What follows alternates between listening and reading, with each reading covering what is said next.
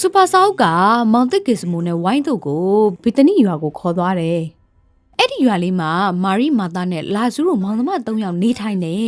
။သူတို့ကသခင်ယေရှုရဲ့အရင်နီးဆုံးမိတ်ဆွေတွေလည်းဖြစ်ကြတယ်။ဝိုင်းတို့ရောက်သွားတဲ့အချိန်မှာတော့မာရီမာသားတို့ကရေခတ်နေကြတယ်။ဝိုင်းတို့ကလည်းဘာလို့ရေတွေအများကြီးခတ်နေကြတာလဲလို့မေးလိုက်တဲ့အချိန်မှာတော့မာသားတို့ကလည်း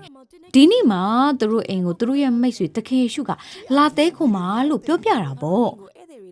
မာရီကဝိုင်းတို့ကိုသူတို့အိမ်ကိုလိုက်ခဲ့ပြီးအစားအသောက်တွေဝိုင်းကူလုပ်ဖို့ခေါ်တာပေါ့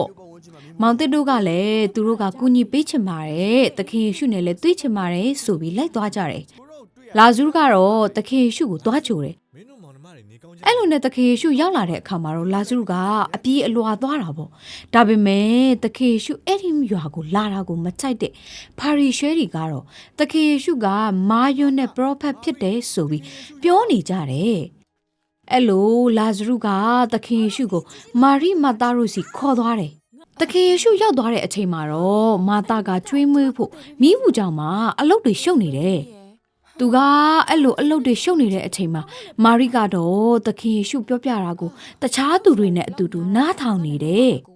အဲ့ဒါကိုမြင်တဲ့အခါမာသားကသခင်ယေရှုကိုသခင်ကျမအလုပ်ရှုပ်နေတဲ့အချိန်မှာမာရိကဒီလိုထိုင်နေတာကိုမတရားဘူးလို့မထင်ဘူးလားလို့မေးလိုက်တယ်မာသားကအဲ့လိုပြောလိုက်တာကိုသခင်ယေရှုကမာသားမာရိကကောင်းတဲ့အရာကိုရွေးယူနေတာလို့ပြောပြလိုက်တဲ့အချိန်မှာတော့မာသားကနောင်တရပြီးမာရိနဲ့အတူသခင်ယေရှုပြောပြတာကိုနားထောင်နေတယ်အဲ့လိုနဲ့နောက်နေ့မှာသခင်ယေရှုကမာရိမာသားနဲ့လာဇရုတို့ကိုနှုတ်ဆက်ပြီးအဲ့ဒီနေရာကနေထွက်လာခဲ့တော့တယ်သခင်ယေရှုနဲ့လူအုပ်ကြီးတို့ကယော်ဒန်မြစ်ရဲ့တစ်ဖက်ကိုရောက်တဲ့အချိန်မှာတော့ခဏနားနေကြတယ်အဲ့ဒီအချိန်မှာလူတစ်ယောက်ကအပြေးလွှားလာပြီးသခင်ယေရှုကိုလာဇရုနေမကောင်းတဲ့အကြောင်းလာပြောပြတယ်သခင်ယေရှုကလည်းလာဇရုအနာကတေချင်းနဲ့အဆုံးသတ်မှာမဟုတ်ဘူးဖျားဘုံတော်ထင်ရှားမဲ့အနာလို့ပြောပြီးလာဇရုရှိတဲ့မြို့ကိုမသွားပဲအဲ့ဒီနေရာမှာဆက်ပြီးနေနေတယ်ဝိုင်းတို့ကလည်းသခင်ယေရှုဘာလို့အချိန်မီရဲ့သားနဲ့မသွားတာလဲအချိန်ကိုက်ဖြစ်ဖို့ဆိုတာအရေးကြီးတယ်ဆိုပြီးပြောနေကြတော့တာပေါ့အဲ့လိုနဲ့နောက်ရောက်သွားတဲ့အချိန်မှာတော့သခင်ယေရှုကလာဇရုရှိတဲ့မြို့ကိုသွားပြီးသူ့ရဲ့မိတ်ဆွေလာဇရုအိတ်နေတာကိုသွားခေါ်နိုးရမယ်လို့သူ့ရဲ့တပည့်တော်ကိုပြောပြီးလာဇရုရှိတဲ့ဗေဒနီရွာကိုထွက်လာခဲ့ကြတယ်သူတို့ရောက်သွားတဲ့အချိန်မှာတော့မာသကသခင်ယေရှုကိုမြင်တာနဲ့လာဇရုကအသက်မရှိတော့ဘူးသခင်နာဒီနေရာမှာရှိသူ့ရဲ့မောင်ကအသက်ရှင်အောင်မလို့ပြောပြီးငိုကြွေးနေတာပေါ့သူတို့ကသခင်ယေရှုရောက်လာတော့ကိုအချိန်နှောင်းသွားပြီလို့ထင်နေကြတယ်သခင်ယေရှုကလည်းသူ့ကိုယုံကြည်တဲ့သူတွေကသေလွန်တော်လဲရှင်လိုက်မယ်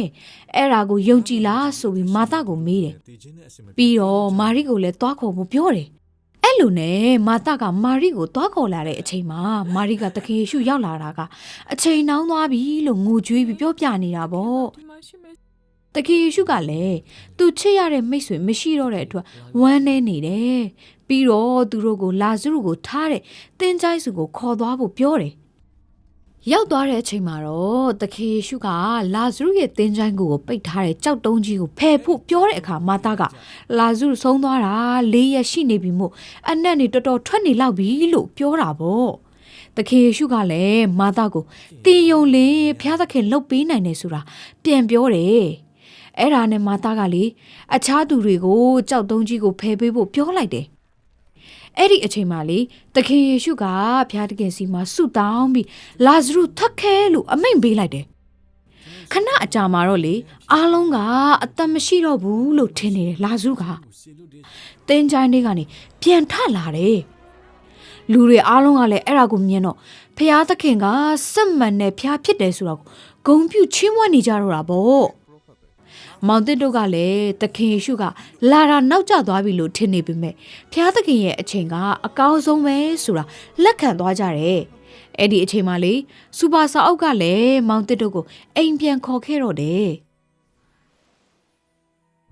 တသားမမေတို့ရေလာစုတည်ဆုံးသွားတဲ့အချိန်မှာလူတွေကတော့နောက်ကျသွားပြီလို့ထင်ပေမဲ့သခင်ယေရှုကအကော ကောင်းဆုံးအချိန်မှာရောက်လာပြီးသူ့ကိုအသက်ပြင်ရှင်စေခဲ့တယ်နော်အဲ့ဒါကြောင့်တသားမမေတို့ရေဖျားသခင်ကအမြဲတမ်းအချိန်မီပြင်ဆင်ပေးတယ်ဆိုတာကိုမမေ့နဲ့နော်ဖျားရဲ့အချိန်ကအမြဲတမ်းအကောင်းဆုံးဖြစ်လို့ဖျားပြင်ဆင်ပေးတဲ့အချိန်ကိုယုံကြည်စွာနဲ့စောင့်မျှော်တတ်တဲ့ကလေးလေးတွေဖြစ်ကြရအောင်နော်အားလုံးပဲနောက်တစ်ပတ်မှာပြန်တွေ့ကြမယ်